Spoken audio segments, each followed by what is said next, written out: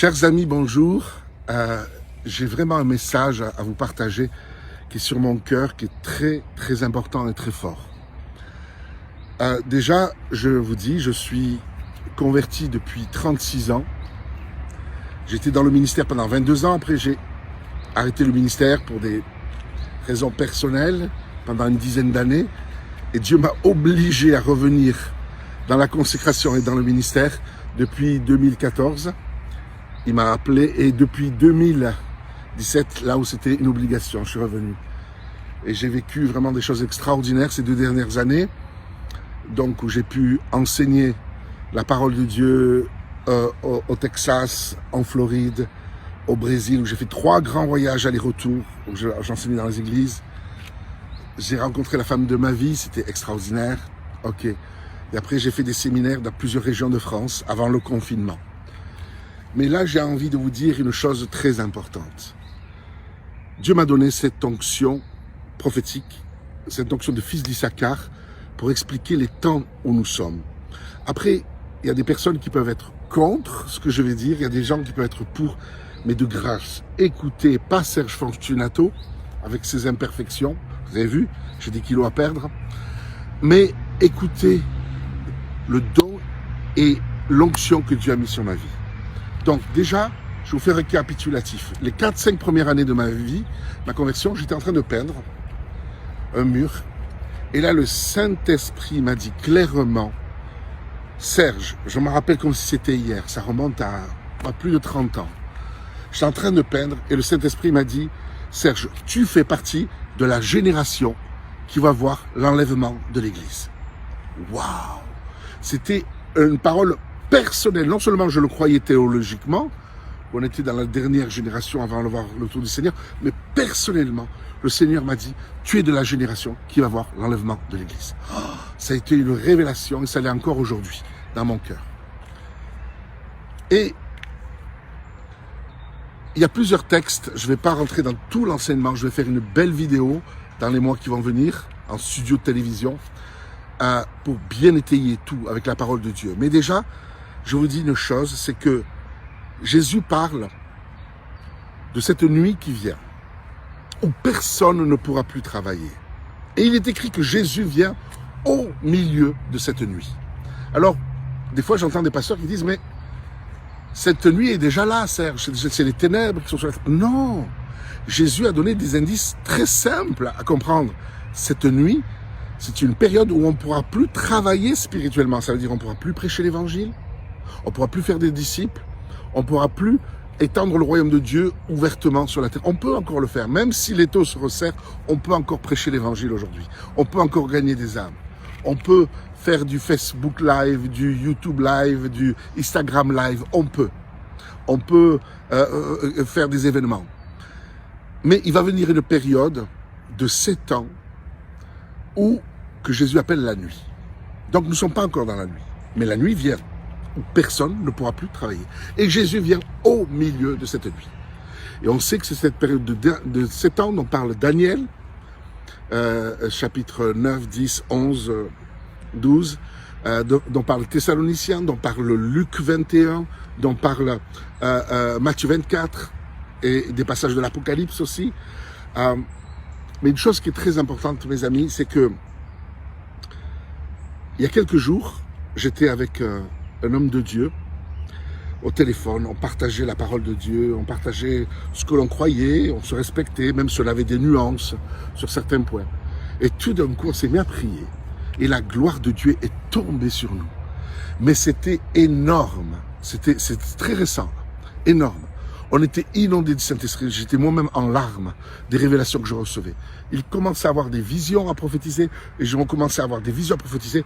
Ça, pouf, on est rentré dans une onction prophétique. Et Dieu nous a montré le chronos. Dieu nous a montré la chronologie, l'eschatologie de ce qui va se passer. Écoutez-moi bien, mes amis. Nous sommes rentrés dans la dernière heure au niveau spirituel. Et cette dernière heure, vous savez, quand vous regardez une horloge, il y a 12 chiffres. 1, 2, 3, 4, 5, 6, 7, 8, 9, 10, 11, 12, minuit, ding, au midi. Et Jésus vient au milieu de la nuit. Et le Seigneur m'a montré que chaque 5 minutes, Chaque chiffre représente une année. Il reste 12 ans avant le retour du Seigneur. 12 années. 12 années. Et je crois personnellement que Jésus vient nous chercher au milieu du règne de l'Antichrist. Pas au début, pas avant le règne de l'Antichrist. Et je crois que vraiment il faut se préparer à ces temps-là. Il faut être en paix. Dieu est notre protecteur. Jésus est avec nous. Mais je crois vraiment que on doit se préparer à ces temps-là. Quand Jésus parle que vous aurez des terres, des maisons, mais il y aura aussi des tribulations au centuple sur la terre. Si on marche avec lui, si on ne le renie pas et si on donne toute notre vie, qui peut être sauvé? Mais si, je vous dis que si personne tous ceux qui auront donné, qui m'auront aimé plus que leur père, leur mère, leur fils, ils recevront centuple sur cette terre. Qu'est-ce que je ferai de 30, 40, 50, 100 maisons? Et il parle de terre. Parce que je crois qu'il était prophétique, le Seigneur. Il parle de ces temps de la fin avant son retour, où il y aura des tribulations, justement. Et le Seigneur nous parle d'investir dans la terre, de devenir autonome, de ne pas dépendre d'un gouvernement ou d'un supermarché, ou même aujourd'hui, il y a des semences qui ne se reproduisent plus. Ils font des semences pour que tu dépendes toujours d'acheter des semences à un semencier.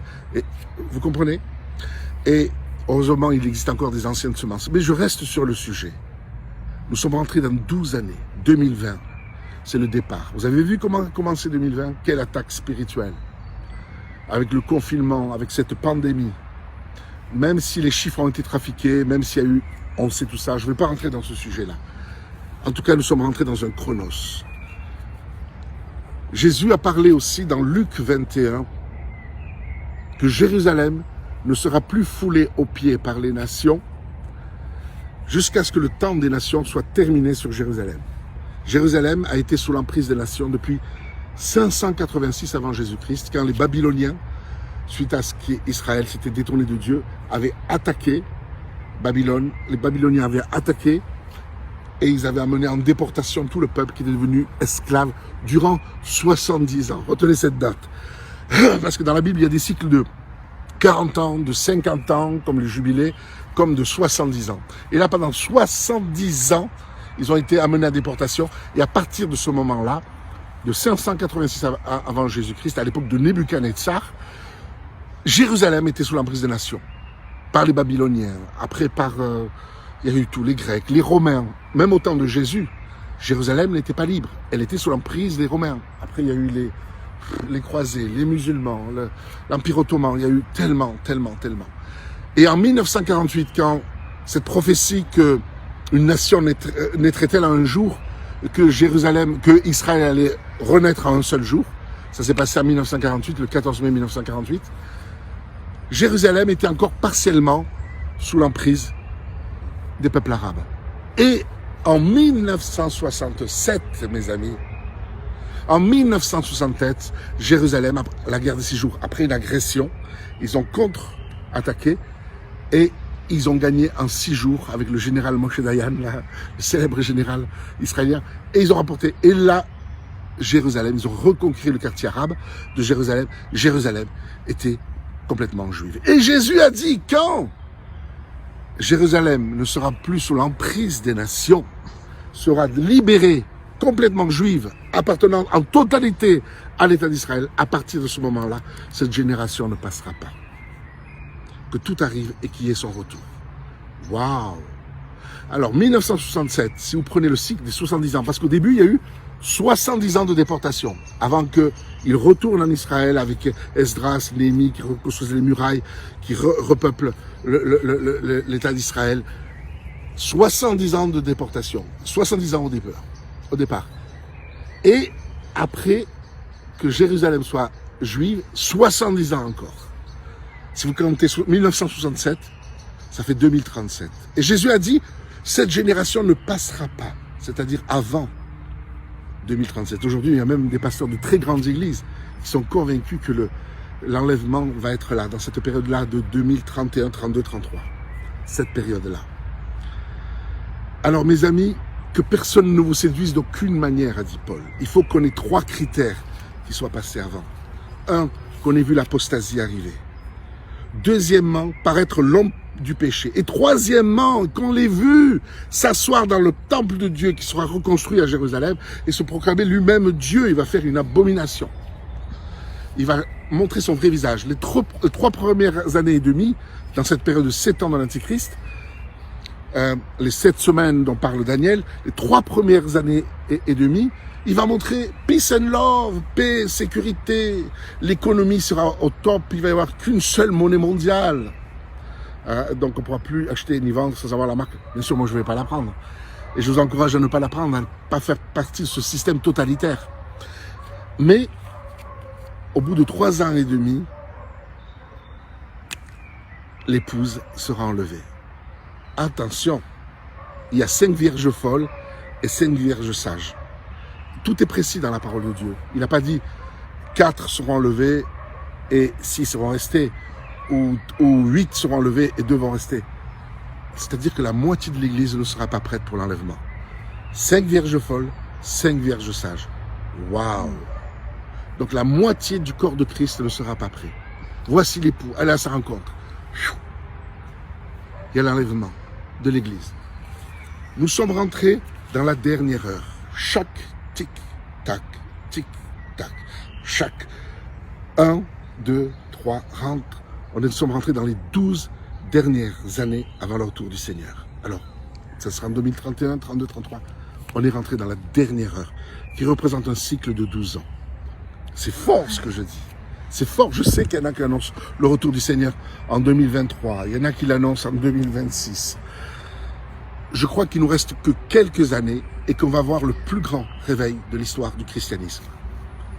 Alléluia. Il va se former des armées spirituelles, non pas avec des fusils, des canons, non, mais pour prêcher l'évangile, pour libérer les gens, pour amener les gens dans le royaume de Dieu. Nous sommes rentrés dans des temps solennels. C'est le temps de la consécration. Alléluia. Nous-mêmes, on va élever un grand projet et Dieu va élever une armée dans ce projet qui vont travailler avec moi et mon épouse et qui vont travailler avec l'équipe de ministère qui est en train de se mettre en place. Alléluia. C'est plus le temps de se chamailler entre serviteurs de Dieu. C'est plus le temps de faire des faux témoignages, des critiques malsaines, de salir des ministères. C'est le temps de la construction. C'est le temps de bénir. C'est le temps de pardonner. C'est le temps de faire tout pour régler les problèmes. Ce n'est pas le temps de se couper les uns des autres. Mais tout ce que je peux vous dire, c'est que le temps est venu aujourd'hui vraiment de gagner des âmes, de faire partie d'une église locale vivante, qui marche avec Dieu, qui n'a qu'un seul critère, gagner des âmes et en faire des disciples. Amen, gagner des âmes, véritablement. Sortir de la messe de la religion évangélique, pour rentrer vraiment. Et c'est le temps aussi où vraiment il faut acheter des maisons, des terres. Rassemblez-vous à plusieurs. Vous avez un petit revenu, vous n'avez pas de grands moyens, à plusieurs. Achetez une maison, achetez un lopin de terre. Parce qu'en période difficile du début du règne de l'Antichrist, dont on va voir vraiment, j'en suis convaincu de ça personnellement, on va être autonome. Aujourd'hui, avec des panneaux solaires, avec de l'eau purifiée, si vous avez votre source d'eau dans le terrain, Dieu va vous conduire. Si vous vous ouvrez à cette perspective, Dieu va vous conduire et Dieu va vous donner les finances. Et à plusieurs, vous pourrez acheter des lopins de terre avec des petites maisons. Vous pouvez faire des petits chalets dessus pour pas trop cher. Tout est possible. Tout est possible. Dieu vous conduira. Dans les Actes des Apôtres, il y avait un prophète qui s'était levé, qui avait dit « Attention, une famine vient très bientôt. » Et elle n'est pas venue 6 mois après. 2, 3 ans ou 4 ans plus tard, elle est venue sous le règne de Agabus. Ou si c'était le prophète qui s'appelait Agabus, je ne sais pas, peut-être je confonds. Je n'ai pas pris le texte depuis des années. Mais en tout cas, la famine est venue. Donc, ils se sont... Pourquoi là, ça a été prophétisé? Pour qu'ils se préparent à cela. Et moi, je vous dis de la part de Dieu, que nous sommes rentrés dans des temps solennels, non seulement pour évangéliser, pour gagner des âmes, mais pour se préparer dans des temps difficiles, parce qu'on va voir le début de ces temps-là. Mais Dieu va nous garder. Dieu sera avec nous. Personne ne nous atteindra si on fait les choses avec sagesse, discernement et conduit par le Saint-Esprit. Que Dieu vous bénisse. Mais je crois que nous sommes rentrés dans le chronos de Dieu, dans une chronologie parfaite, parce que Jésus revient bientôt. Alors ne nous battons pas là-dessus. Il y en a qui croient que c'est dans 3 ans, dans 6 ans, dans 10 ans. Ne nous battons pas là-dessus. L'essentiel, c'est que nous gagnions des âmes, que nous soyons consacrés et que nous fassions des disciples. Alléluia. Tant qu'il est possible encore de travailler. Parce que la nuit vient, cette période de 7 ans, où personne ne pourra plus travailler. C'est dans ce milieu de la nuit que Jésus revient. Au milieu de la nuit, c'est quoi? C'est minuit. Donc, ding, quand le chiffre 12 va taper sur votre horloge. Tic, tac, tic, tac, tic, tac. Nous sommes rentrés dans cette période de 12 années. C'est une révélation que j'ai reçue très très forte quand je prie avec un serviteur de Dieu. J'étais en larmes, rempli du Saint-Esprit.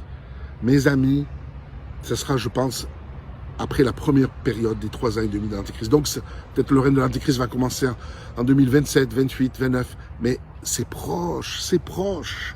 Il y en a qui croient que c'est avant. Ne nous battons pas là-dessus, mais réfléchissez à ce que je vous dis.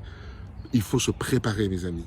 Il faut veiller, prier, évangéliser, travailler en équipe. Amen. Et pour ceux qui sont vraiment, qui veulent mieux nous connaître, contactez-moi en message privé sur Messenger, Serge Fortunato. Contactez-moi en message privé, pas en public, en message privé. Alléluia. Une équipe extraordinaire est en train de se former. Bientôt, on va faire des émissions vraiment, dans les mois qui viennent, vraiment clairement, je veux dire de qualité. Donc, mes amis, alléluia, gagnez des âmes, faites partie d'une église locale et préparez-vous parce que Jésus est à la porte. Il arrive. Soyez bénis au nom de Jésus-Christ. Amen.